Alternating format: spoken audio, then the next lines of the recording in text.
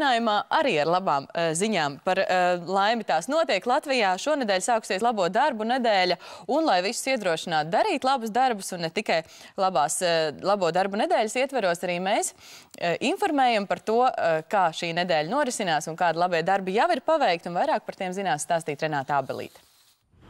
Labrīt, Latvija! 16. oktobrī sākās labo darbu nedēļa. Turpināsies līdz 23. oktobrim, bet mēs turpinām stāstīt par cilvēkiem, kuri veic labos darbus, un aicinām arī jūs tos darīt. Mēs jau jūs iepazīstinājām ar Mārtiņu Oliņu, kā arī viesojamies bērnu bāriņu aprūpas centrā Teika. Šoreiz mūsu varoni ir rotu meistare Maija Sējāna Īle. Es jau tā domāju pie sevīm, ka ir ļoti jauki, ka ir tādi cilvēki. Konkrēti palīdzēsim .lv komanda, kur šos labos darbus aicina cilvēkus uz labiem darbiem visu gadu garumā. Ne tikai Ziemassvētkos, ka viss paliek labi un mīļi.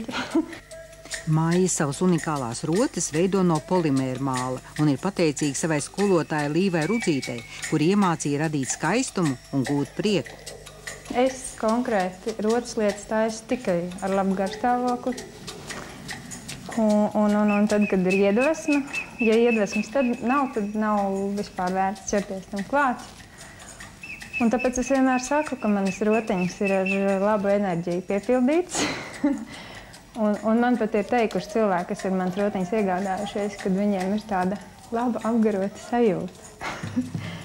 Akcija Labo darbu nedēļa turpinās jau 3. gadu, un tai ir radušies atbalstītāji visā Latvijā. Tā nauda, protams, tā arī ir vajadzīga, bet tieši tas cilvēcīgums, man liekas, tieši jauniešos un bērnos, ka mēs jau to tā kā sējam un ieliekam, ka viņi jau pusauģu vecumā dara tādas lietas, tas jau viņiem pašiem attīst un to domu pavisam citādāk par to labo darbu dod.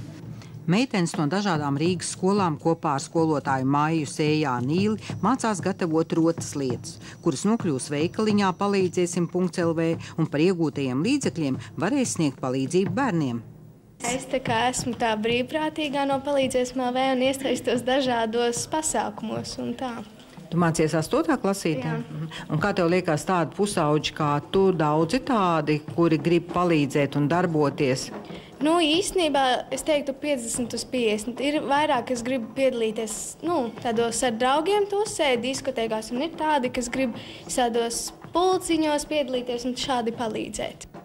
Labo darbu nedēļa turpināsies līdz 23. oktobrim, bet tieši 23. oktobrī Rīgas kongresa namā notiks koncerts, kurā piedalīsies daudzi mākslinieki, kā arī Maijas Sējānas Īles ģimene.